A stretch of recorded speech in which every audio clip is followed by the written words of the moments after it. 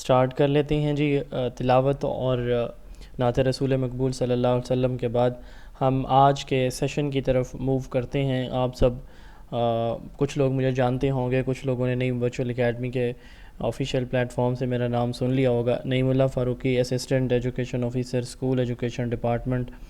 आज का हमारा ये जो सेशन है, ये पहला डेमो लेक्चर हमारा टीचिंग लाइसेंस टेस्ट के पेडागोजी पोर्शन के CRQs की प्रैक्टिस प्रिपरेशन के हवाले से है। आप सब लोगों को एलिजिबिलिटी क्राइटेरिया और बाकी जितनी भी चीज़ें हैं वो हमने पहले प्रोवाइड कर दी हैं। अगर किसी को ग्रुप में नहीं मिली तो हम इंशाल्लाह ताला दोबारा भी भेज देंगे। आज हम जिस चीज़ पे बात करेंगे ना, वो हमारा है कि लाइसेंस टेस्ट के अंदर जो मुश्किल चीज़ है ना इस वक्त 60% पेडागोजी और उसके कंस्ट्रक्टेड रिस्पॉन्स क्वेश्चंस हैं। हम में से अक्सर लोगों ने जो B.Ed M.Ed या MA एजुकेशन किया हुआ है, वो हम क्या करते हैं कि one night study last day notes या बुक्स उठाई और उनको रीड आउट किया और हेडिंग्स देखी और पेपर जाके अटैम्प्ट कर लिया। इससे आगे पीछे हम पेडागोजी को बहुत कम देखते, पढ़ते और सुनते हैं, जबकि बाकी जर्नल जो कंटेंट नॉलेज है उसमें हमने सारी चीज़ें वही हैं जो ग्रेड 1 से मास्टर तक, MPhil तक पढ़ते आए हैं और अभी भी पढ़ा रहे हैं उन चीज़ों को।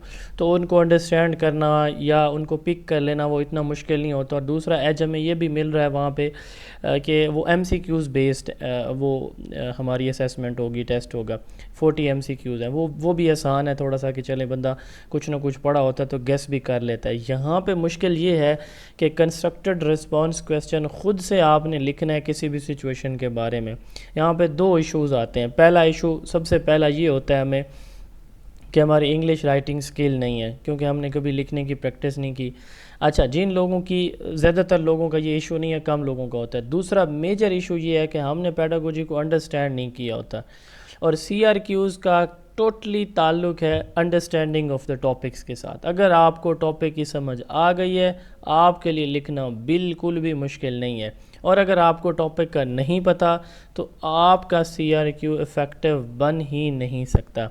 हम क्या चीज़ पढ़ने जा रहे हैं, क्या सीखने जा रहे हैं, हम यही दोनों चीज़ें इंशाल्लाह ताला कवर करेंगे कि हमने कैसे अपना एक आइडियल CRQ लिखना है, कैसे हमने सिचुएशन को अंडरस्टैंड करना है, क्वेश्चन, प्रॉब्लम, केस जो दिया जाएगा CRQ में उसको समझना है और समझ के उसका इफ़ेक्टिव वे में, आइडियल वे में ऐसा जवाब देना है कि जो बाकी लोग ना दे पाएँ। और इंशाल्लाह ताला हमारा ये जो सफ़र है, आज कल और परसों 3 दिन तो हम डेमो में हैं, उसके बाद इंशाल्लाह 30 लेक्चर ऑलमोस्ट होंगे। उन 30 लेक्चर्स के अंदर हम हर रोज़ सिर्फ एक टॉपिक को, छोटे टॉपिक्स होंगे तो 2 पढ़ेंगे, अदरवाइज़ सिर्फ एक टॉपिक और उसके 6, 7, 8 जो CRQs हैं उनको सॉल्व करेंगे। ये हमारा मेथड होगा जो आज के डेमो में भी हम इंशाल्लाह ताला देखेंगे।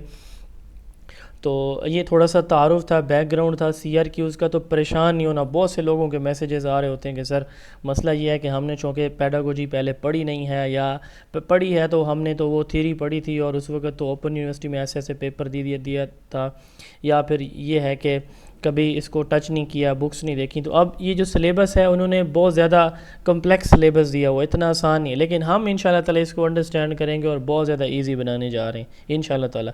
लेकिन अब इसमें दो चीज़ें हैं, जो लोग मेहनत करते हैं ना, साथ साथ चीज़ें कवर करते हैं, वो कामयाब होते हैं। तो आई थिंक हमें तकरीबन जिन्होंने ज्वाइन करना था ज्वाइन कर लिया होगा। आज के हम टॉपिक की तरफ आते हैं। आज हम 2 टॉपिक्स डिस्कस करेंगे। पहला हमारा जो आज का टॉपिक है स्टूडेंट्स, वो है 2 की types of classroom assessment. Classroom में एक टीचर कौन सी 2 असेसमेंट सबसे ज़्यादा यूज़ करता है, ये हमारा सिलेबस में से एक टॉपिक है। आप लोगों ने पेडागोजी का सिलेबस देखा होगा। हम पहले इस टॉपिक को समझेंगे, फिर इससे मुतालिक 5-6 जो मोस्ट इम्पॉर्टेंट हैं या जो एक्सपेक्टेड CRQs बन सकते हैं, मैंने बहुत इस पे मैं खप रहा हूँ कि ऐसे CRQs आपको दिए जाएं कि आपको पेपर में परेशानी ना हो, कि किसी भी एंगल से अगर एग्जामिनर यहाँ से सवाल करे तो आपका माइंड पहले से प्रिपेयर्ड हो, आपके जहन में चीज़ें सीक्वेंस में, ऑर्गेनाइज वे में पहले से बैठी हुई हों कि भाई इसने ये पूछा तो इसको ये बताना है। तो आप में से कोई बता सकता है कि कौन सी 2 इम्पॉर्टेंट असेसमेंट होती हैं जो एक टीचर को यूज़ करनी चाहिए क्लास में? जी शाबाश, आप टीचर भी रहे हैं, स्टूडेंट भी रहे हैं। जी फॉर्मेटिव Formative also या means that was Formative assessment and summative assessment. Formative and summative assessment. Well done जी, आप लोगों को तो पता है माशाल्लाह, वेरी गुड। चलें आज मैं आपसे थोड़ा सा सीखूंगा फिर। Diagnostic assessment. जी, formative assessment and summative assessment, ये वो दो की टाइप्स ऑफ असेसमेंट हैं जो कि एक टीचर क्लासरूम में यूज़ करता है। अच्छा, हम ना इनको बड़े सिंपल वे में अंडरस्टैंड करेंगे। फॉर्मेटिव, इस ये वर्ड बना है फॉर्मेशन से। फॉर्मेट करना, फॉर्मेशन किसी चीज़ की प्रोसेसिंग या बनावट को कहते हैं। मैं ठीक बोल रहा हूँ? फॉर्मेशन का मतलब क्या होता है? बनाना, तैयार करना, यही होता है भाई, बताएं शाबाश। अच्छा, जी जी बिल्कुल यही है। इसका You are right. हाँ, फॉर्मेशन का मतलब है कुछ बनाना, कुछ तैयार करना, किसी चीज़ की प्रोसेसिंग करना, ठीक है। अच्छा, इतला देना सर, इतला कर देना। वो इन्फॉर्मेशन होती है सर, फॉर्मेशन का मतलब इतला देना नहीं है, ठीक है सर। अच्छा, दूसरा है समेटिव। सम अप से है, किसी चीज़ को जमा कर लेना, किसी चीज़ जमा को करना। समरी किसी चीज़ की बताना, किसी चीज़ का खुलासा बताना। अब आपसे सवाल यह है कि Summarize करना समरी है। हम कब बताते हैं, शुरू में, दरमियान में या आखिर पे? जी लास्ट शाबाश, में सर, लास्ट लास्ट में में, sir, very good, last last में ना। Last sir. हाँ बिल्कुल लास्ट पे। अब इन दोनों को इधर ही, पूरी स्लाइड का खुलासा इधर ही, पहले हम थोड़ा सा एक माइंड मैपिंग कर रहे हैं ना, पहले समझ जाएंगे तो फिर आगे पूरी स्लाइड्स, 3-4 स्लाइड्स हैं इस टॉपिक, वो बड़ी आसानी से हम पिक कर लेंगे।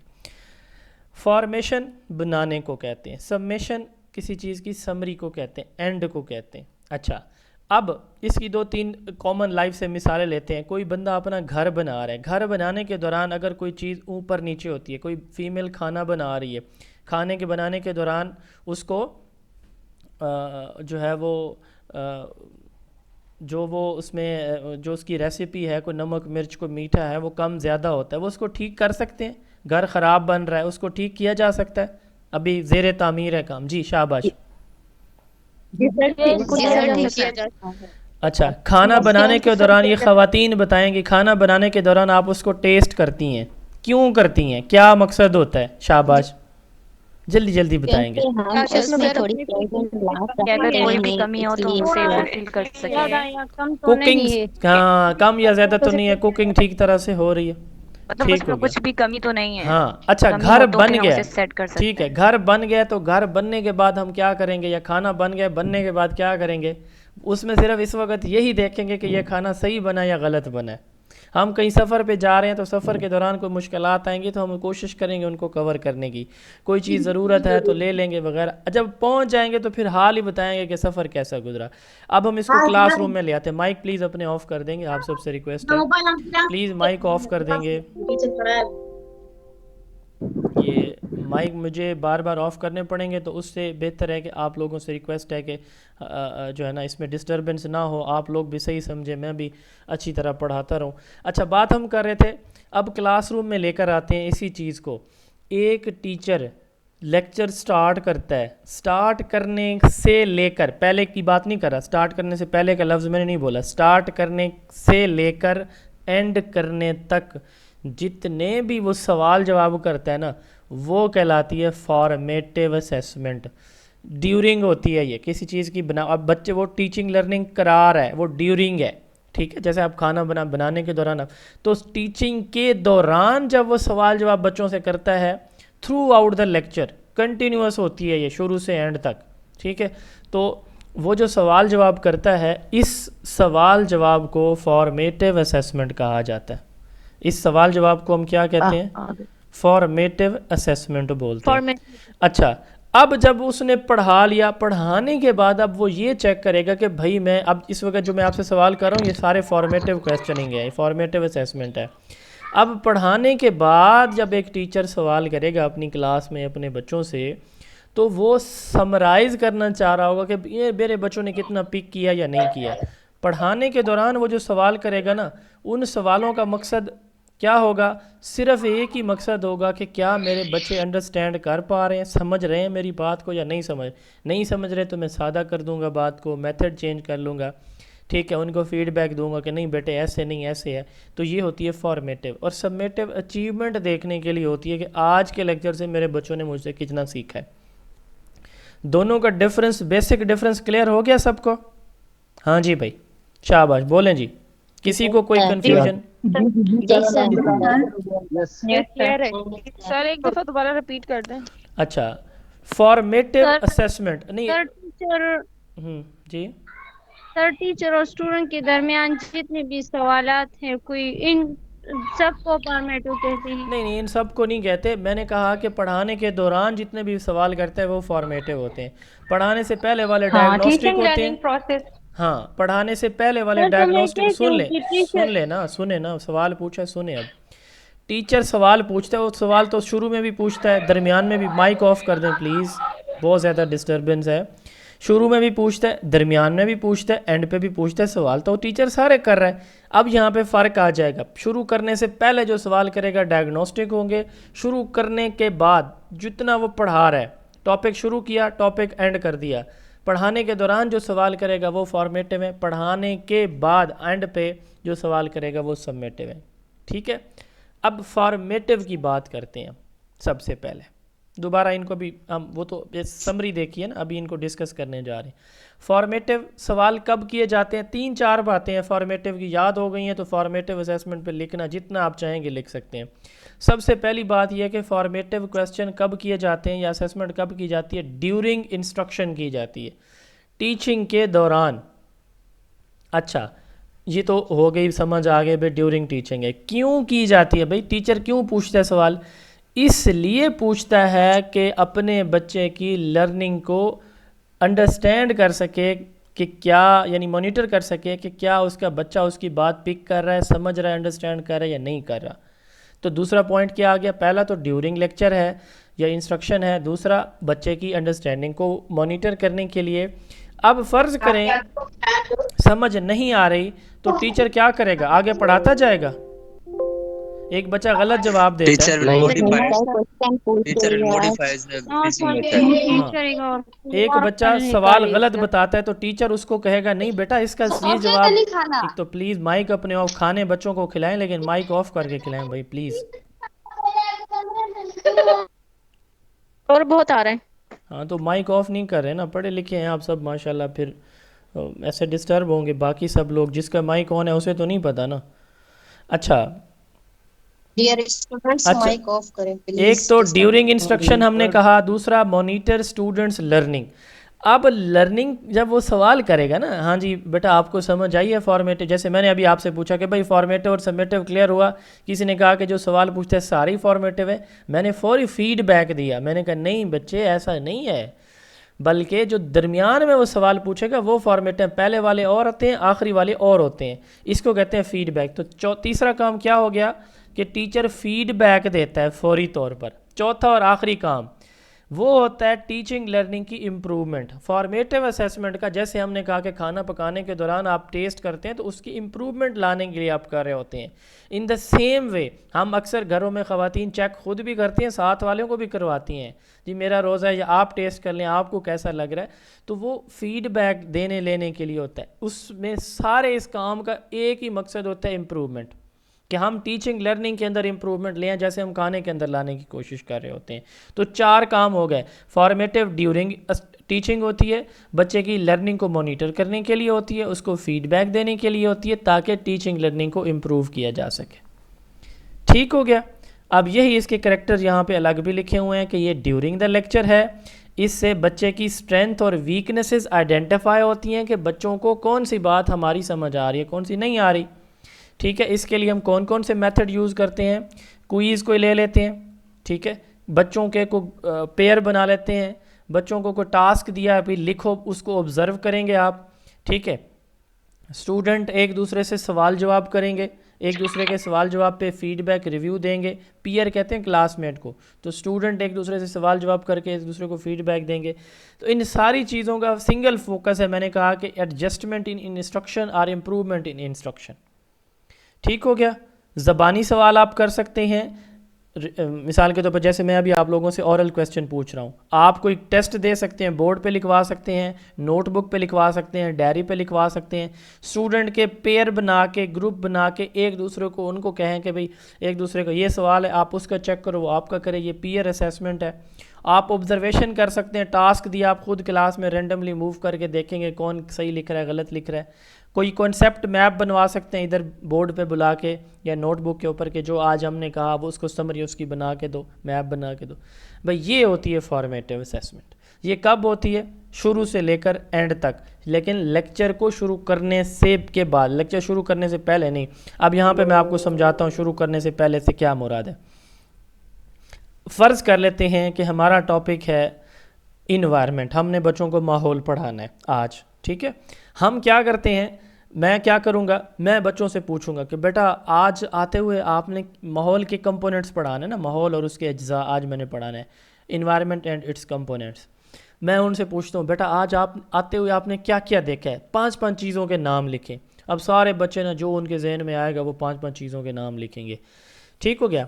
अच्छा बेटा आप इसने ना सोच के आपने इसमें जानदार और बेजान अलग कर लेनी है, living and non living things आपने अलग कर लेनी है, ठीक हो गया। अब बच्चे फिर सोच रहे हैं और उसमें लिविंग एंड नॉन लिविंग को अलग करें। अभी मैंने उनको कुछ नहीं बताया कि हम क्या पढ़ने जा रहे हैं, ठीक है, मुझे पता है उनको नहीं पता। अच्छा बच्चों ने ये अलग कर लिया या मैंने ज़बानी उनसे पूछ लिया। ये होती है डायग्नोस्टिक असेसमेंट कि क्या बच्चों को जानदार और बेजान चीज़ों का फ़र्क पता है। कुछ बच्चे कंफ्यूज होंगे, कुछ सही लिखेंगे, इसको कहते हैं डायग्नोस्टिक असेसमेंट। ये पहले होती है।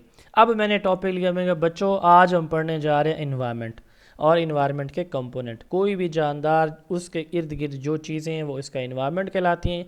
इन्वायरमेंट के 2 कंपोनेंट्स होते हैं, लिविंग एंड नॉन लिविंग।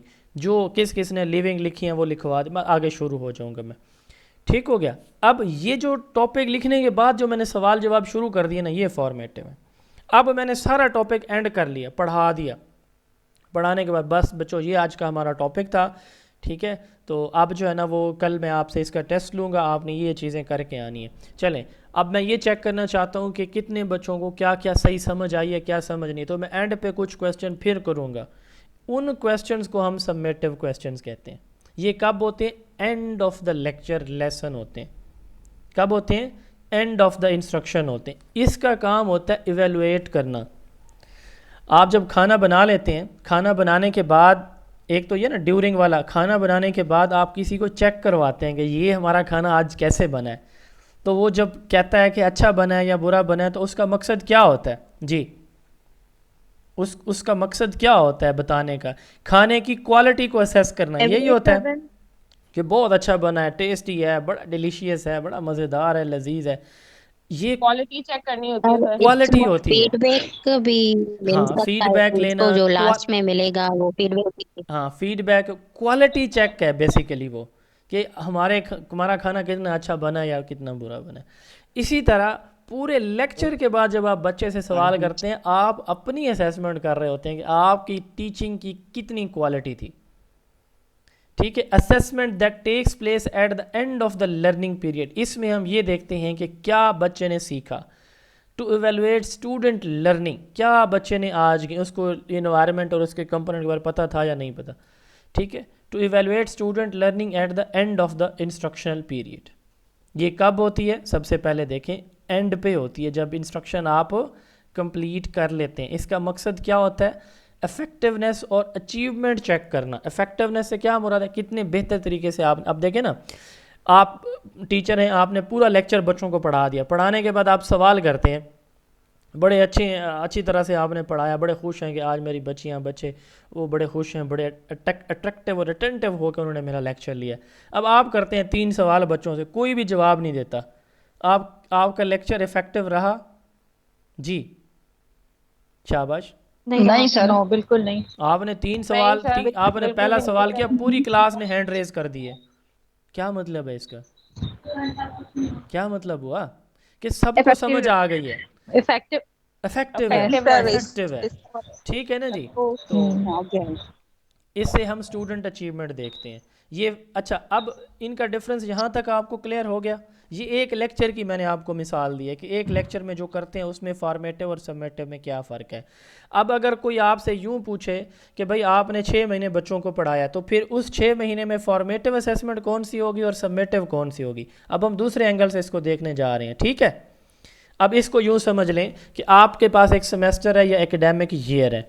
आप एक पूरे साल के दौरान जितने भी बच्चों से खुद क्लास में ज़बानी रिटन जो टेस्ट वगैरह लेते रहे वो सारे के सारे throughout the year, throughout the educational program वो सारे फॉर्मेटिव होंगे। जो फाइनल एग्जाम आप लेंगे वो क्या होगा, सबमिटिव होगा। डिफरेंस यहाँ तक दोनों का क्लियर हुआ? वो समेटिव असेसमेंट। ठीक है भाई, कोई परेशानी किसी को है तो आप पूछ लें। मेरी तरफ से ये टॉपिक यहाँ पे ख़त्म है। आगे एक कंपैरिजन चार्ट है, इसको हम क्विकली डिस्कस करते हैं। स्लाइड में सर पोस्ट रीडिंग क्या होता है, ये सबमिटेड होता है ना सर? सॉरी, एक एक करके सवाल करें, 1 by 1 please. Sir post reading जो है वो सबमिटेड असेसमेंट होता है ना सर? हाँ वो तो सबमिटिव है। सर फाइनल में हम जो एग्जाम लेते हैं उसको सबमिटिव। यस, उसको सबमिटिव कहते हैं। तो इसमें ओके सर। कॉन्सेप्ट कुछ जो होता है वो सबमिटिव होता है। सॉरी, कॉन्सेप्ट में सर वो सबमिटिव में आएंगे फॉर्मेटिव। हाँ कॉन्सेप्ट मैप इस तरह से है ना कि आप ड्यूरिंग द लेक्चर पूछते हैं तो वो तो फॉर्मेटिव ही होगा। ये सवाल होते हैं ना, आप देखें ना, आपने ओरल क्वेश्चन पूछा, अगर आप शुरू में दरमियान में पूछते हैं तो वो फॉर्मेटिव हो जाएगा। वही ओरल क्वेश्चन आप एंड पे जाके पूछ लेंगे तो सबमिटिव बन जाएगा। कॉन्सेप्ट मैप भी वही चीज़ है। ड्यूरिंग द लेक्चर आप उन्हें कहें कि कॉन्सेप्ट मैप बनाएं तो वो फॉर्मेटिव है। एंड पे ये टाइम पे डिपेंड करता है। ठीक है जी जी सर जी। जो हम मतलब जो हम टेस्ट देते हैं कोई भी एंट्री टेस्ट वगैरह तो वो हमारी सबमिटिव होता फॉर्मेटिव है, है या वो सबमिटिव? तो सबमिटिव होता है ना सबमिटिव। हाँ जी। अच्छा, फॉर्मेटिव ड्यूरिंग द लेक्चर है, ये एंड पे, ये क्विक समरी है, ये पूरे लेक्चर का खुलासा है। इसका फोकस लर्निंग की इम्प्रूवमेंट पे है, इसका लर्निंग की मेजरमेंट के ऊपर है। ये कंटिन्यूस होती है और ऑनगोइंग होती है। ये फाइनल पे होती है, एंड पे होती है। प्लीज़ माइक ऑफ कर दें, प्लीज़ प्लीज़ प्लीज़ प्लीज़। अच्छा, इस पे फौरी फीडबैक देते हैं, इस पे हम रिजल्ट या ग्रेड देते हैं। जैसे मैंने कहा ये फाइनल इम्तिहान होता है, ठीक है। इससे बच्चे की स्ट्रेंथ और वीकनेसेस हम आइडेंटिफाई करते हैं फॉर्मेटिव में, और सबमिटिव में हम ओवरऑल परफॉर्मेंस को देखते हैं। अच्छा, ये इनफॉर्मल है, इसमें कोई प्लान नहीं होता टीचर के माइंड में, सिचुएशन आई जिस तरह की उस तरह का क्वेश्चन ले लेगा। ये जो फॉर्मल है ये बाकायदा प्लान होती है। फॉर्मल चीज़ उसको कहते हैं जिसका बाकायदा स्केड्यूल हो, जिसकी बाकायदा टाइम टेबल जिसका हो, कोर्स डिफाइन किया गया हो, क्वेश्चन पेपर डिफाइन किया गया, हर एक चीज़ डिफाइंड हो। ठीक है, इससे टीचिंग मेथड इम्प्रूव होता है। एक मिनट प्लीज, इस पे टीचिंग मेथड, एक मिनट मैडम, मैं ये वाइंड अप कर लूँ फिर सुनता। यूज़ फॉर सर्टिफिकेशन, ये सर्टिफिकेशन के लिए होता है। इस पे इसकी बेस पे सर्टिफिकेट दिए जाते हैं, डिग्री अनाउंस की जाती है, रिजल्ट कार्ड दिए जाते हैं सबमिटिव की बेस पे। इसका फोकस होता है टीचिंग मेथड को इम्प्रूव करना। जी अब पूछें प्लीज़, क्या क्वेश्चन था आपका? Sir formative assessment sir, for example इसके लिए स्पेसिफिक प्लान नहीं होता और सबमिटिव के लिए स्पेसिफिक प्लान होगा। जी यही बताया मैंने, सही बताया आपने। अच्छा, अब देखिए question number 1, what are the two key assessment. जी सर, कोई क्वेश्चन है? हाँ सर, प्री फॉर्मेटिव क्वेश्चन होते हैं क्या सर? प्री फॉर्मेटिव क्वेश्चन वो डायग्नोस्टिक में आते हैं, वो पहले उनको डायग्नोस्टिक कहते हैं, उनको प्री फॉर्मेटिव नहीं कहते, उनको डायग्नोस्टिक क्वेश्चन कहते हैं। जी सर, डायग्नोस्टिक कहते हैं, ठीक। अच्छा, अब सर, ये आपने कहा कि इसमें कोई प्लान नहीं होता फॉर्मेट, एक्सक्यूज मी सर, हाँ आपने कहा सवाल कि पूछें, फॉर्मेटिव में कोई मैंने कह प्लान नहीं दिया होता, जी। लेकिन अभी आपने ऊपर जो सबसे पहले आपने मिसाल दी थी कि खाना बनाने के लिए हम प्लान करेंगे तो खाना हमें पता होता ना ये बनाना मैडम, है, तो खाना फॉर्मेटिव में खाने कैसे बनाने नहीं का होता है? प्लान अलग तो है, खाने खाना आप ना बनाएं या ना बनाएं उसकी प्लानिंग को छोड़ चले दें। ठीक है, खाना खाना बना सुन खाने लेना, का ठीक सवाल है, समझ क्लासेस आके में भी जवाब अगर कोई सुने, टीचर जवाब तो सुने मोहतरमा। अब आपने टेस्ट करना है, आप किस वक्त टेस्ट करेंगे आपके माइंड में होता है? वो तो अचानक ख्याल आता है, बंदा टेस्ट कर लेता है, ऐसे नहीं होता। टीचर पढ़ा रहा है, पढ़ाने के दौरान उसके माइंड में नहीं होता कि ये सवाल उसने करने हैं, ये करने हैं, या इस वो रिटर्न करेगा, ऑरल करेगा, ग्रुप वर्क करेगा, एक बच्चा एक सवाल का जवाब देता है, उससे 2-3 पूछेगा, ये चीज़ें डिफाइंड नहीं है। सबसे जो फॉर्मल टेस्ट होता है सारे बच्चों के लिए एक जैसे सवाल होते हैं। क्या फॉर्मेटिव में सारे बच्चों से एक जैसे सवाल पूछते हैं आप? जी, फाइनल टेस्ट सबके लिए एक जैसा होता है। सर मेरा ये सवाल है, तो इसको उनका सवाल का जवाब पूरा हो लेने दें। सर इनफॉर्मल प्लानिंग जी एक सवाल पूरा हो जाए ना प्लीज़, इस तरह ना करें, 4-4 लोग फिर वो डिस्टर्बेंस होगी। जी सवाल करें। फॉर्मल और इनफॉर्मल सर फॉर्मल और इनफॉर्मल डेफिनेशन बताइएगा सर। फॉर्मल चीज़ें जो बाकायदा प्लान के साथ हों, मिसाल के तौर पर आप का कोई टेस्ट है ना जी, उसमें जो STS है वो डिफ़ाइन कर देता है कि फ़लाँ डेट को फ़लाँ वेन्यू पे फ़लाँ से फ़लाँ टाइम तक आपका टेस्ट होगा, ये फॉर्मल टेस्ट होता है। और एक टेस्ट अचानक टीचर आया और उसने सवाल जवाब शुरू कर दिए, ये इनफॉर्मल होता है। फॉर्मल चीज़ ऐसी चीज़ को कहते हैं जो प्लान ऑर्गेनाइज्ड स्ट्रक्चर्ड हो, और इनफॉर्मल जो अचानक से कुछ भी बैठे बैठाए हम कर लेते हैं वो इनफॉर्मल होता है। जी नेक्स्ट क्वेश्चन। सरप्राइज टेस्ट जैसे सर। सर ये समेटिव असेसमेंट जो होती है वो फॉर्मल कहलाएगी। यही बता दिया ये तो मैंने, जी हाँ फॉर्मल कहलाएगी। सर आप ना सर ये एंड पे क्वेश्चन चलें आगे का चलते हैं हम, सेशन रख रहे ये हैं। छोटे छोटे क्वेश्चन एंड पे आप कर लीजिएगा, बिल्कुल सही कर रहे हैं। अच्छा अब देखें ये CRQs पे आते हैं। अब टॉपिक आपने समझ लिया, अब हम CRQs को डिस्कस करेंगे। प्लीज़ क्वेश्चन मैं एंड पे लेता हूँ आप लोगों के। व्हाट आर द 2 की assessment a teacher should use in the class? वो कौन सी 2 की असेसमेंट हैं जो एक टीचर को क्लास में इस्तेमाल करनी चाहिए? इसी से मुतालिक दूसरा सवाल यूँ भी आ सकता है, what is difference between formative and summative assessment? मेरा ख्याल पे इसके आंसर को एक्सप्लेन करने की मुझे ज़रूरत नहीं है। हाँ जी भाई, है कोई ज़रूरत? जो आपने पढ़ा है उसको अपने लफ्ज़ों में लिख दीजिए। हाँ ये ऑनगोइंग है, ड्यूरिंग द लेक्चर होगी, बच्चे की अंडरस्टैंडिंग को चेक करने के लिए होगी, इमीडिएट फीडबैक दिया जाएगा। एग्जाम्पल वो मैंने आपको बता दी। इसमें एक वर्ड आया एग्जिट स्लिप, ये मैं एक्सप्लेन कर देता हूँ। एग्जिट स्लिप से मुराद ये जो बच्चा सवाल का जवाब देगा वो बैठता जाए, ठीक है, हैंड रेज करें, जिसको जवाब आता जाए जवाब देता जाए वो बैठ जाए, ये एग्जिट स्लिप है। यानी जो मतलब कोई या क्लास से बाहर जा रहा है मिसाल के तौर पर, इस तरह। सबमेटिव असेसमेंट एंड पे होती है, इसका मकसद अचीवमेंट को देखना है, इसकी बेस पे हम कोर्स को ग्रेड देते हैं या सर्टिफिकेट देते हैं, ठीक है। ये फाइनल एग्ज़ाम या यूनिट टेस्ट होते हैं, तो ये तो आपको आसानी से आप लिख सकेंगे, ये इतना मुश्किल है भी नहीं। अब क्वेश्चन नंबर 2 है इस पर, how would you use formative assessment in class, what is its importance? आप फॉर्मेटिव असेसमेंट क्लास में कैसे यूज़ करेंगे और इसकी इम्पोर्टेंस क्या है, ठीक है। इम्पोर्टेंस का क्वेश्चन वैसे अलग से भी मैंने बनाया हुआ है। अब देखें हम कैसे यूज़ करेंगे, कब करेंगे जी आप यूज़? जी कब करेंगे भाई, ड्यूरिंग या एंड पे? During the lecture. During the lecture. पहली बात आप यही लिखेंगे, आई would use formative assessment bye checking students understanding during the lesson. अब मैं इसका पर्पज़ क्या होगा, क्लास की टीचिंग को इंटरेक्टिव बनाना, ताकि स्टूडेंट भी एक्टिव होकर क्लास में इन्वॉल्व हो, ठीक है, through quick and interactive method. Diagnostic जो असेसमेंट है और ये सर मतलब ये सवाल और है यहाँ सर, आप सवाल जो मैं पढ़ा रहा हूँ काइंडली इसको समझ लें, इसके बाद आप वो आपका रेलिवेंट क्वेश्चन नहीं है, मैं बाद में जवाब देता हूँ, ठीक है। आई वुड यूज़ स्ट्रेटजीज़, अब मैं कौन सी स्ट्रेटजीज़ यूज़ करूँगा? क्वेश्चनिंग, मैं सवाल जवाब के थ्रू। एग्जिट स्लिप मैंने अभी आपको बताया है कि जिसको आए वो हाथ खड़ा करेगा, जिसको आता है वो बैठ जाएगा, जिसके हैंड रेज हैं जो जवाब देता जाए वो बैठता जाए, ठीक है। थम अप डाउन, ये है कि जी जिसको आता है हाथ खड़ा करे, शाबाश। पेयर शेयर एक्टिविटीज़, 2 बच्चों के पेयर बना दे, एक सवाल करेगा दूसरा जवाब देगा। शॉर्ट क्विजेज, ऑब्जर्वेशन, ये वो मेथड्स हैं या स्ट्रेटजीज़ हैं जो मैं यूज़ करूँगा। इस बेस के, इनके रिजल्ट्स की बेस पे मैं देखूंगा कि मेरे बच्चों को कितने सवाल जवाब आते हैं। I would adjust my teaching, mic off please, मैं अपने टीचिंग मेथड को एडजस्ट करूँगा और बच्चों को फौरी फीडबैक दूंगा कि भाई आपने सही बताया, मैं अपने टीचिंग मेथड में चेंज लेकर आऊँगा।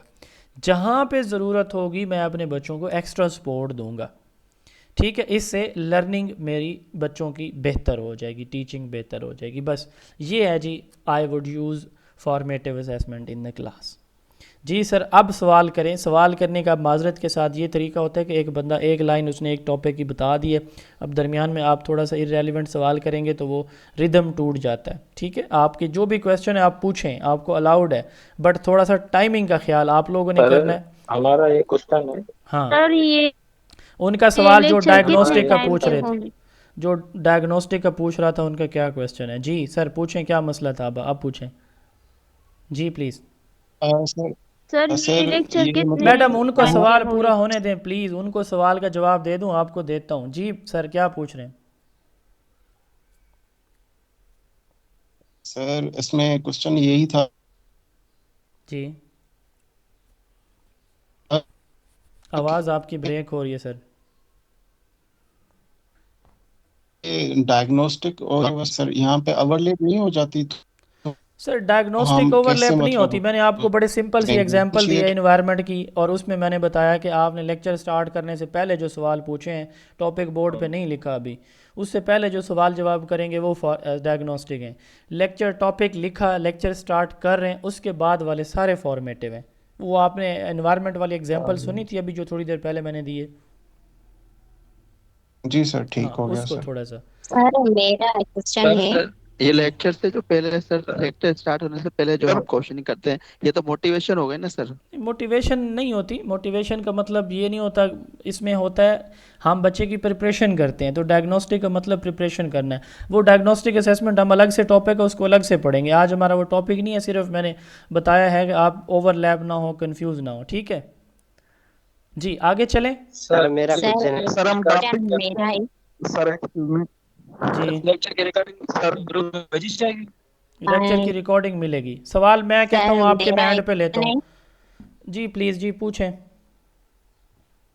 सर ये भी सही सर है। अगर हम डायग्नोस्टिक असेसमेंट को हम ऐसे कह सकते हैं कि ये हम इंफॉर्मेशन किसी चीज की लेने हाँ, जा हम रहे हैं, कह उसको सकते कह हैं कि सकते हैं कि बच्चों ये के डायग्नोस्टिक। प्रीवियस नॉलेज को जज करने के लिए कि वो टॉपिक के बारे में कितनी इन्फॉर्मेशन रखते हैं, यस हम कह सकते हैं। मैंने गुजारिश की है कि डायग्नोस्टिक असेसमेंट आज का हमारा टॉपिक ही नहीं है, उसको हम अलग से एक दिन डिस्कस करेंगे। वो हमारे सिलेबस का हिस्सा है, बट आज के टॉपिक का हिस्सा नहीं है। वो जस्ट फॉर इन्फॉर्मेशन मैंने जिक्र कर दिया, उस पर अभी इतनी तवज्जो ना करें, वो हम अलग से डिटेल में पढ़ेंगे। What is importance of formative assessment, मेरे ख्याल में इस पे भी बात करने की ज़रूरत नहीं है। ये समझ आ गया होगा कि ये ड्यूरिंग टीचिंग होती है। इसका मतलब लर्निंग गैप्स को आइडेंटिफाई करना ड्यूरिंग द लेसन, और फिर बच्चों को फौरी तौर पर फीडबैक देना। ग्रुप में वीडियो आएगी? जी सर आएगी। मैंने अभी थोड़ी देर पहले आपको गुजारिश की है कि टाइम देख लिया करें, सवाल क्या सवाल किस वक्त आप कर रहे हैं। अल्लाह करे आपके टीचर, आपके स्टूडेंट भी ऐसे ही सवाल करें आपसे जब आप बोर्ड पे पढ़ा रहे हो, ठीक है। आप उधर शुरू करें और वो कहें कि सर वो मेरे सर में दर्द हो रहे हैं। अच्छा, provide immediate feedback to improve student performance. कि असेसमेंट कब होगी, इसकी इंपॉर्टेंस क्या है कि ड्यूरिंग टीचिंग है। क्यों कि लर्निंग गैप्स देखने के लिए, बच्चे को क्या समझ आ रही है क्या नहीं आ रही है, उसको फीडबैक देने के लिए, टू इम्प्रूव स्टूडेंट परफॉर्मेंस, ठीक है। टीचर फिर क्या करेगा, इसकी बेस पे अपनी टीचिंग मेथड को मॉडिफाई करेगा, ठीक है। और इसमें बच्चा भी एक्टिवली पार्टिसिपेट करेगा जब आप उससे कंटिन्यूसली क्वेश्चन आंसर करें। इससे लर्निंग इन्हांस होती है, टीचिंग बेहतर होती है। ये फ़वाइद हैं फॉर्मेटिव असेसमेंट के। अगला क्वेश्चन है, how would you use summative assessment, कब करेंगे जी इसको? शाबाश, ये कब की जाएगी? End of lecture, and of the unit, and of the topic, and of the unit. क्यों करेंगे? इवेलुएट करने के लिए। किस चीज़ को? कि कितनी ओवरऑल लर्निंग बच्चे की हुई है, स्टूडेंट की ओवरऑल लर्निंग को। इसमें फ़ाइनल एग्ज़ाम होते हैं, यूनिट टेस्ट हैं, कोई प्रोजेक्ट्स हैं, पोर्टफोलियो हैं, प्रेजेंटेशन है। प्रेजेंटेशन आप लेते हैं कि बच्चे को कितनी समझ आई या नहीं आई। पोर्टफोलियो है कि बच्चे के जो उसकी जो परफॉर्मेंस का रिकॉर्ड है, बच्चों को आप क्लास वर्क देते हैं, होमवर्क देते हैं, ठीक है। तो इससे भी एंड पे हम बाज़ औक़ात असेसमेंट इससे भी कर लेते हैं कि जी उसने बच्चे ने कितना लिखा, उसको देख के हम फाइनल चेक कर लेते हैं। प्रोजेक्ट को दे दिया, कोई टेस्ट ले लिया, फाइनल एग्ज़ाम है, ये सारे समेटिव असेसमेंट है। इससे हमें क्या पता चलता है? How well student have achieved, बच्चे ने कितना कुछ अचीव किया है, बच्चे ने क्या कुछ हासिल किया, क्या कुछ समझा या नहीं समझा, ये हमें पता चलता है समेटिव असेसमेंट से। लास्ट CRQ है टॉपिक नंबर 1 का, जो आज का हमारा टॉपिक है, ये है what is importance of summative assessment. वही बातें हैं जी, ये सवाल घुमा फिरा के एग्जामिनर पूछेगा, स्ट्रेट फॉरवर्ड नहीं पूछेगा कि डिफ़ाइन करें समेटिव असेसमेंट, दो इसके एग्जांपल दें। ये उसे पता है, आप सब लिख लेंगे। उसने इस तरह से पूछना है कि व्हाट इज़ इंपॉर्टेंस ऑफ, या what is the use of summative assessment, या हाउ वुड यू यूज़, इस तरह करके वो पूछेगा, ठीक है। अगेन वही बात कि एंड ऑफ द यूनिट है, इससे बच्चे की ओवरऑल लर्निंग हमें पता चल जाती है, स्टूडेंट अचीवमेंट पता चल जाती है, टीचर की टीचिंग की इफेक्टिवनेस, एवेलुएशन से इफेक्टिवनेस आती है कि इफेक्टिवनेस पता चलेगी, सारे बच्चों ने हैंड रेज किए, हाँ भाई सबको आ गया समझ बात, ठीक है। तो इसकी बेस पे हम बच्चों को प्रमोट करते हैं या ग्रेड देते हैं, सर्टिफिकेट या डिग्री देते हैं, हाई परफॉर्मेंस स्टूडेंट्स का हमें पता चल जाता है, और जो पुअर परफॉर्मिंग स्ट्रगलिंग स्टूडेंट होते हैं उनकी परफॉर्मेंस भी पता चल जाता है। टीचर फ्यूचर में देखेगा कि इन बच्चों को, इस क्लास को, इस सब्जेक्ट को फिर अगेन नेक्स्ट ईयर कैसे पढ़ाना है, तो इससे भी उसे पता चल जाता है जब फाइनल एग्ज़ाम के रिज़ल्ट आते हैं। तो आप बताएं जी, फॉर्मेटिव सबमेटिव के हवाले से कोई आपका क्वेश्चन है तो आप पूछ सकते, बल्कि एक सवाल रह गया, why you would prefer to use formative assessment in class instead of assessment, summative assessment. ठीक है, तो आप सबमेटिव असेसमेंट की जगह पे फॉर्मेटिव असेसमेंट को क्यों प्रेफर करेंगे?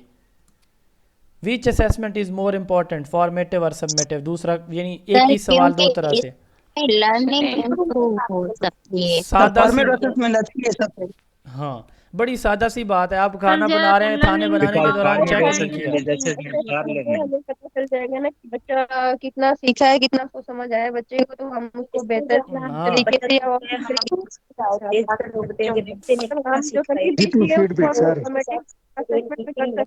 Formative assessment is more important, क्यों?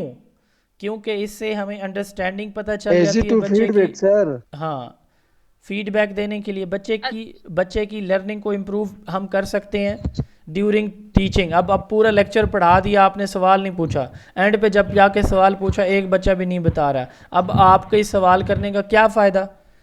कोई इम्प्रूवमेंट नहीं आ सकती। ड्यूरिंग टीचिंग आप सवाल कर रहे हैं तो आप टीचिंग मेथड, यस एग्जैक्टली, हम बिल्कुल सही बताया कि हम अपने टीचिंग मेथड को चेंज कर सकते हैं। ये सारी बातें जो आप बता रहे हैं लिखी हुई हैं कि लर्निंग को इम्प्रूव कर सकते हैं, फीडबैक दे सकते हैं, बच्चे की स्ट्रेंथ वीकनेसेस आइडेंटिफाई कर सकते हैं, और टीचिंग मेथड को चेंज कर सकते हैं। टीचिंग लर्निंग प्रोसेस को मॉनिटर करेंगे, मॉनिटर भी करेंगे, यस, मेथड सही यूटिलाइज नहीं हो रहा था तो चूँकि सबमेटिव एंड पे होती है तो इसलिए इससे हम सिर्फ फाइनल रिजल्ट देख सकते हैं, इसके अलावा हम इसका कोई खातिर खा इस्तेमाल नहीं है या फ़ायदा नहीं है। तो इसलिए हम कहते हैं कि हम फॉर्मेटिव असेसमेंट को ज़्यादा यूज़ करेंगे। More important formative assessment.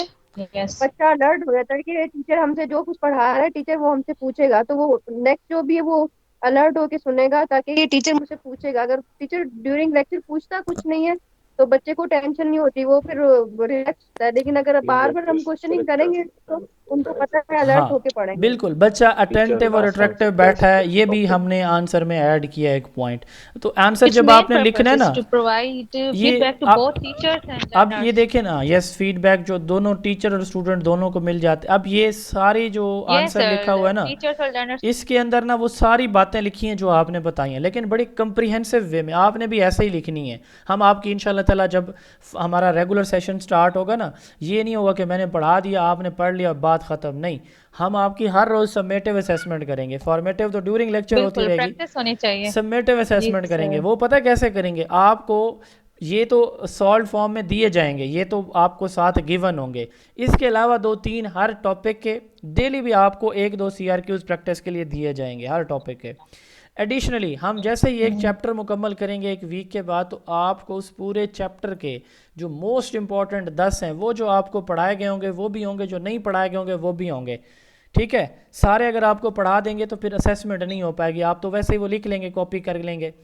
तो फिर आप लोग हमें रिस्पांस देंगे, यानी CRQ इस तरह लिख के देंगे, मैं ख़ुद उनको चेक करूँगा, मेरा कोई एडमिन नहीं है, असिस्टेंट नहीं, मैं ख़ुद चेक करूँगा और चेक करके आपको अपनी वॉइस में फ़ीडबैक दूंगा कि भाई आपने यहाँ पे ये लिखना था, ये ठीक लिखा, ये गलत लिखा। इवन जो सबसे अच्छे CRQs होते हैं मैं वो ग्रुप में शेयर करता हूँ, नहीं वर्चुअल अकेडमी के प्लेटफॉर्म से और अपने प्लेटफॉर्म से। हमने ये पहले बड़ी कोशिश की है कि स्टूडेंट को सही तरह से गाइड किया जाए। इंशाल्लाह ताला इस दफ़ा भी वो प्रैक्टिस हम अपनी एज़ इट इज़ कंटिन्यू रखेंगे, बल्कि ज़्यादा इफेक्टिव वे में हम उसको कंटिन्यू करेंगे इंशाल्लाह ताला।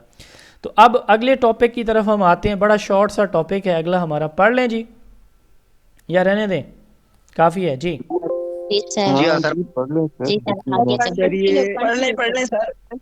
सर कंटिन्यू करें, नमाज का वक्त करीब है। नमाज के वक्त से अभी मेरे ख्याल में 20 मिनट रहते हैं, हम इंशाल्लाह कर लेंगे।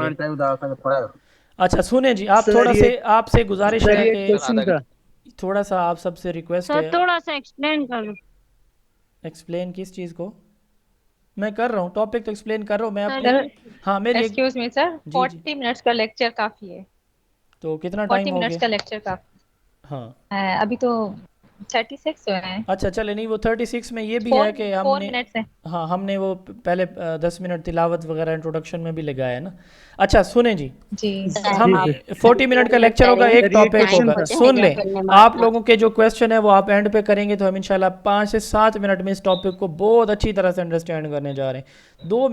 2 से 4 मिनट आप लोग मुझे सुन लें। असेसमेंट के बारे में कोई क्वेश्चन था सर, वो सवाल एंड पे, ठीक है, एंड पे सारे question. Feedback, it's characteristics and benefits, आपने टॉपिक पढ़ाया, ठीक है, टॉपिक पढ़ाने के बाद आपने बच्चे से सवाल किया कि बेटा व्हाट इज़ इन्वायरमेंट, बेटा व्हाट इज़ फोटोसिंथेसिस। बच्चा आपको जवाब देता है, ठीक है, कि इन्वायरमेंट से मुराद ये है कि दरख्त, पौधे, जानवर, परिंदे। आप कहते हैं नहीं बेटा, आप इसको यूँ थोड़ा सा बेहतर वे में बता सकते हैं, everything that surrounds an individual, हर वो चीज़ जो एक जानदार के इर्द गिर्द मौजूद है वो उसका इन्वायरमेंट। आप इसको अब ये कहलाता है फीडबैक, ठीक है। फीडबैक किसको कहते हैं? आज का लेक्चर मेरा आपको कितना समझ आया? सही सही ईमानदारी से 2-3 लोग बता दें। सही अच्छा 100%, 50%, 0%? जी शाबाश। 85,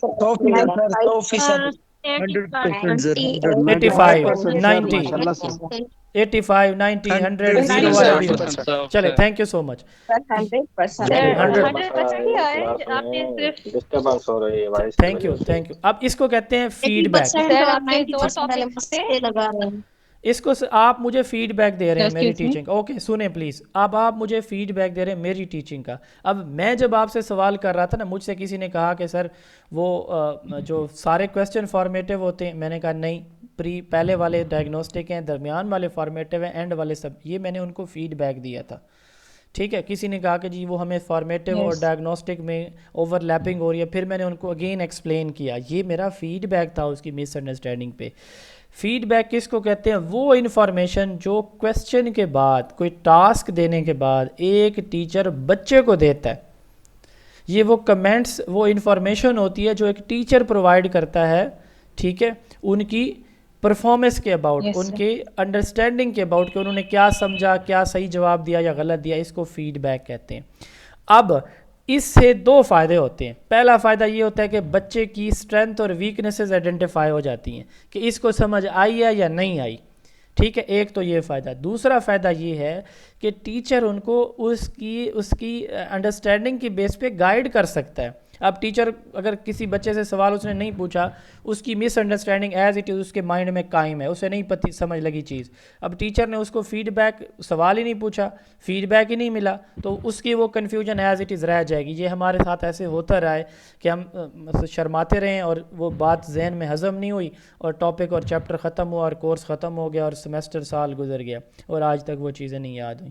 तो इसको कहते हैं फीडबैक की बड़ी इंपॉर्टेंस है कि जब एक टीचर बच्चे से सवाल करके उसकी लर्निंग के अबाउट अंडरस्टैंड कर लेता है कि इसको सही समझ आया या नहीं आया, तो देन वो उसको गाइड भी कर सकता है। इसकी टाइप्स होती हैं। रिटन फीडबैक, आप होमवर्क चेक करते हैं, उसके ऊपर रिटन फीडबैक देते हैं, साफ नीट एंड क्लीन लिखें, स्पेलिंग ठीक लिखें, सीक्वेंस सही लिखें, ठीक है, वो रिटन फीडबैक होता है। वर्बल, ज़बानी सवाल किया, ज़बानी आप उसको फीडबैक देते हैं। सवाल एंड पे प्लीज़। पीयर फीडबैक, 2 बच्चे एक दूसरे को काम लिख के अपना चेक करवाते हैं, पीयर क्लासमेट को कहते हैं। Mic please of. डिस्कशन, एक दूसरे से डिस्कस करके एक दूसरे को तारीफ़ भी करते हैं, नहीं यार तुम गलत बता रहे हो, इसको ऐसे नहीं, सर ने ऐसे बताया था। ये पीयर फीडबैक होता है, ठीक है। अब फीडबैक की खसूसियात क्या हैं? फीडबैक स्पेसिफिक होता है। आप चावल बना रहे हैं तो कोई आपसे उसका नहीं पूछेगा, कढ़ाई का नहीं पूछेगा कि जी ये चिकन मटन कढ़ाई के बारे में नहीं पूछ। आपसे अगर आपने बच्चे से इन्वायरमेंट का क्वेश्चन पूछा तो आप इन्वायरमेंट की ही उसकी बात करेंगे। ये नहीं होगा कि आप उसके अब्बे के ऊपर शुरू हो जाएंगे, तुम्हारा अब्बा भी ऐसा था, तुम्हारी अम्मी भी इसी स्कूल से, बड़ी बहन भी इसी स्कूल से पढ़ के गई है, वो भी ऐसे थी। वो भाई इररेलेवेंट चीज़ें हैं। स्पेसिफिक रहें, focus on particular aspect of performance. उसके बहन भाई अब्बे अम्मी को माफ़ कर दें 2 मिनट के लिए, उसको गलती हुई है। घर में हमारा अपना बच्चा थोड़ी सी गलती करे तो हम बड़े प्यार से, लाड से उसको समझाते हैं, प्यार से उससे चीज़ लेते हैं कि ठीक है जी बच्चा है। और किसी दूसरे का बच्चा जब स्कूल में गलती करता है तो हम कहते हैं कि ये तो है ही ऐसा, तो इसकी तो नस्ल ही ऐसी है, ये तो नहीं पढ़ेंगे। दूसरा, टाइमली, बच्चे ने गलती की उसको फौरी फीडबैक दिया जाए, ठीक है। ये ना हो अगर आप फीडबैक लेट करेंगे तो कन्फ्यूजन होगी। तीसरे नंबर पे कंस्ट्रक्टिव, आपका फोकस उसकी इम्प्रूवमेंट होनी चाहिए, ना कि तनकीद क्रिटिसिज्म। बच्चे के अंदर बेहतरी लाना आपका मकसद हो, बैलेंस हो। ये नहीं है कि आपने सिर्फ उसकी वीकनेसेस ही, कमज़ोरियाँ ही ढूंढनी है कि ये तो वो पड़ोसन की बच्ची है या वो फ़लाँ हमारे उनका जिनके साथ हमारा आना जाना बंद है उनका बच्चा, इसकी तो सही मैं करूँगा। नहीं, बैलेंस हो, जो भी बच्चा उसकी स्ट्रेंथ भी देखें, वीकनेसेस भी देखें, रेलिवेंट हो, जो टॉपिक या ऑब्जेक्टिव है उसके अकॉर्डिंग हमारा फीडबैक होना चाहिए। पर्सनलाइज, हर बच्चे की ना अप्रोच डिफरेंट होती है, ये आप लोग इससे एग्री करेंगे कि हर बच्चा एक जैसा उसका लेवल ऑफ अंडरस्टैंडिंग ना है ना हो सकता है। अगर कोई टीचर ये बात कहता है कि मैं एक मेथड से सबको पढ़ा लूँगा, वो टीचर नहीं है, नहीं पढ़ा सकता बंदा। कमज़ोर बच्चे होते हैं, बहुत अच्छे बच्चे होते हैं, सबको बैलेंस लेके चलना होता है। पर्सनलाइज अप्रोच ये है कि जिस बच्चे की जिस तरह की रिक्वायरमेंट प्रॉब्लम्स है उस तरह से उनको एड्रेस किया जाए। क्लियर फीडबैक एक्शनेबल होना चाहिए ताकि बच्चा वो चीज़ें इंप्रूव भी कर सके, सिर्फ बातें ना हो। रिफ्लेक्शन, बच्चे के अंदर ये स्किल डेवलप हो जाए, प्रमोट हो जाए कि वो अपनी उन कमज़ोरियों को खुद क्या करे, ठीक करने की कोशिश करे, इसको सेल्फ असेसमेंट कहते हैं। तो ये तो हो गई फीडबैक की खुसूसियात। अब इसके बेनिफिट्स, अब इससे फ़ायदा क्या होता है। पहले नंबर पे लर्निंग बेहतर होती है। साहब ज़रा आप फीडबैक देते हैं तो क्या होगी सर एक बार इसको फिर से एक्सप्लेन कर लर्निंग, सब सारे बच्चों की बेहतर हो जाएगी। दूसरा, सारे के सारे, अब जब आप बच्चे से सवाल करके उसको फीडबैक देते हैं, सारे के सारे बच्चे इंगेज रहते हैं, आपकी बात को तवज्जो से सुनते हैं कि नहीं मेरे से भी सवाल हो सकता है, ठीक है, मुझे भी फीडबैक सर बच्चा इनकरेज होता है। यस, कॉन्फिडेंस आता है। अब एक बच्चे को ना उस पर आपने उससे सवाल पूछा, उसने सवाल 60% 70% सही आंसर किया, आपने वेल डन, बहुत अच्छे बच्चे, लेकिन यहाँ से बेटा आपने गलती की है, तो वो बच्चा इनकरेज होकर मज़ीद कॉन्फिडेंस के साथ उसको तैयार करेगा। ठीक है, स्किल्स आती हैं, बच्चा इम्प्रूवमेंट आती है, प्रॉब्लम सॉल्विंग एबिलिटीज़ आती हैं कि वो जी अपने प्रॉब्लम्स को सॉल्व करने की बच्चा खुद से स्किल्ड। ये बड़ा इंपॉर्टेंट टॉपिक है, इसमें से एक सवाल आना है आपके पेपर में, बता रहा हूँ। अच्छा, सेल्फ रेगुलेशन, जब आप बच्चे को बताते हैं ना बेटा यहाँ पे आपका मसला, इन चीज़ों को इम्प्रूव करें। मुझे याद है मेरा टीचर जब मुझे कहता था, मैं टॉपर था अल्हम्दुलिल्लाह, तो मैं उन चीज़ों को बेहतर कर, सबसे पहले मेरा फोकस वही होता था जो टीचर मेरा हाईलाइट करता था कि ये आपने सही नहीं बताया, तो मैं अगले दिन उन चीज़ों को जो सही तरह से तैयार करके जाता था। तो ये सेल्फ रेगुलेशन, बच्चा इंडिपेंडेंट वे में खुद तैयार करता है चीज़ें। फिर स्ट्रेंथन रिलेशनशिप, टीचर और स्टूडेंट का रिलेशनशिप बड़ा रेस्पेक्टेबल है, ठीक है। जब एक टीचर बच्चे की बेहतरी के लिए उसको बड़े प्यार से समझाता है ना, तो वो एक बिल्ट होता है रैपो रिलेशनशिप, और ओवरऑल बच्चे की सारी चीज़ें, उसकी ग्रोथ, लर्निंग इम्प्रूव होती है। ये था जी हमारा सेकंड टॉपिक। अब इस पे कुछ CRQs है, मैं आपके क्वेश्चन में लेता हूँ क्योंकि नमाज का टाइम ऊपर से हो जाएगा। मैं क्विकली इन CRQs को थोड़ा सा डिस्कस कर लेता हूँ, फिर आपके सवाल में लेता हूँ माजरत के साथ। नहीं, मैं सारे सवाल एंड पे लूँगा, बड़ा सा कर लीजिएगा। what is feedback या define feedback, why it is necessary, what are the impacts या benefits या advantages of feedback, ये सारे एक ही सवाल है, ठीक है। why the feedback is necessary, what are the impacts of feedback, what are the benefits of feedback, what are the characteristics of feedback, ठीक है ना जी। तो ये उसके important benefits है। मेरे ख्याल में ये बताने की ज़रूरत है, बच्चों को इन्फॉर्मेशन मिल जाती है, उनकी परफॉर्मेंस बेहतर हो जाती है, वो अपनी गलतियां दुरुस्त कर लेते हैं, ठीक है। बच्चे ये अंडरस्टैंड कर लेते हैं कि how they did well, what needs improvement, क्या उनकी स्ट्रेंथ हैं, क्या वीकनेसेस हैं। बच्चे के अंदर मोटिवेशन एंड कॉन्फिडेंस आता है। टीचर फीडबैक के बाद अपनी टीचिंग को बच्चों की नीड के अकॉर्डिंग एडजस्ट कर लेता है, ठीक हो गया। दूसरा है why we give feedback to the student, हम बच्चों को फीडबैक क्यों देते हैं। फीडबैक देने का अगर कोई सिंगल पर्पस पूछे तो वो ये होता है टू इम्प्रूव लर्निंग। हम इसलिए देते हैं कि बच्चे की लर्निंग बेहतर हो जाए। फीडबैक दिया इसीलिए जाता है कि उसकी स्ट्रेंथ पे अप्रिसिएशन, उसकी मिस्टेक्स पे उसको क्या करना है, गाइड करना, ठीक है, ताकि बच्चा बेहतरी लाए अपनी लर्निंग के अंदर। तो इम्प्रूव लर्निंग एंड परफॉर्मेंस, ये सिंगल एक अगर बेनिफिट पूछा जाए तो ये यही होगा। It helps to understand their mistakes and correct them in time. Feedback student को अपनी लर्निंग गोल्स अचीव करने में हेल्प करता है, मोटिवेट करता है। टीचर अपने टीचिंग को एडजस्ट कर लेता है। अगला है a student is often late in attempting assignment और homework, what type of feedback is required for this child. एक बच्चा है वो काम नहीं करता, ठीक है, और लेट असाइनमेंट या होमवर्क मुकम्मल करता है, तो फिर आप क्या करेंगे, किस तरह का उस पर क्रिटिसाइज़ करेंगे, नेवर। हमने फीडबैक के करेक्टरिस्टिक्स में पढ़ा कि ये कंस्ट्रक्टिव करेक्टिव होना चाहिए, ठीक है। I shall provide constructive and corrective feedback, ठीक है। पोलाइटली मैं एक्सप्लेन करूँगा कि ये बच्चा काम टाइम पे काम करने का ये है कि आपको अगला टॉपिक उस वक्त तक समझ नहीं आएगी जब तक आप इस टॉपिक को सही तरह से सॉल्व नहीं करेंगे, ठीक है। उसको मैं पोलाइटली उसको समझाऊँगा, ठीक है, कि अगर आप लेट वर्क करेंगे तो आप इन बच्चों से पीछे रहेंगे। देखिए पिछली क्लास में, पिछले लेक्चर में आपने इतनी अच्छी तरह से रिस्पॉन्स किया था, आप इस बच्चों के साथ कम्पीट कर रहे थे, अब आप लेट हो रहे हैं। तो इस तरह से बच्चे को क्या करेंगे, उसके लेट वर्क की जो इम्पैक्ट्स हैं वो बताएंगे, ठीक है। तो ओवरऑल सपोर्टिव वे में, हार्श वे में नहीं, इनकरेजिंग वे में हमने बच्चे को गाइड करना है कि आपने अपना जो लेट आप काम करते हैं उसको टाइमली कर लिया करें जी। बस मैं अगले आपने खुद पढ़ लेने हैं जी, आज चूँकि नमाज का टाइम होने वाला, पहला लेक्चर था तो ये 2 क्वेश्चन आपने खुद पढ़ने हैं, ठीक है। अब क्वेश्चन जितने भी हैं आप लोग करें प्लीज़, जो भी क्वेश्चन जिसके थे। सर जी ये पूछना था मैंने कि असेसमेंट एड्रेस करती है हाउ विल, ये असेसमेंट एड्रेस करती है how will and how much, ये 2 टर्म्स हैं, मुझे समझ नहीं आ रही है। ये आज का टॉपिक ही नहीं है जो आप सवाल पूछ रहे हैं। Test, measurement, assessment and evaluation, ये 4 टर्म्स होती हैं, इनको हम कहते हैं टेस्टिंग एलिमेंट्स, ठीक है। टेस्ट बताता है हाउ वेल, ठीक है, और मेजरमेंट बताती है हाउ मच, असेसमेंट और एवेल्यूएशन बताती है हाउ गुड। ये हम पढ़ेंगे जी। अगला क्वेश्चन प्लीज़। और असेसमेंट में सर कुछ प्लेसमेंट भी होती है जी। अगला क्वेश्चन किसी और को पूछ लेने दें जी प्लीज़। सर अगर हम नाइम्स वर्चुअल अकेडमी से ग्रुप को ज्वाइन करेंगे तो क्या वो आप वहाँ से भी हमें ऑनलाइन ही पढ़ाएंगे? कहाँ से जी? नाइम्स वर्चुअल अकेडमी उधर से अगर हम ज्वाइन करेंगे इधर तो से ही आप लेक्चर हमें ऐसे ही वहाँ होगा, भी online ही लेक्चर ऐसे ही होगा जैसे मैं पढ़ा रहा हूँ, उधर भी इधर भी लेक्चर एक ही है जी। अगला क्वेश्चन प्लीज। ऑनलाइन लेक्चर होगा, हर ऑनलाइन लेक्चर की रिकॉर्डिंग हम देंगे। Next question. आपने बहुत अच्छा हमें लेक्चर दिया, थैंक यू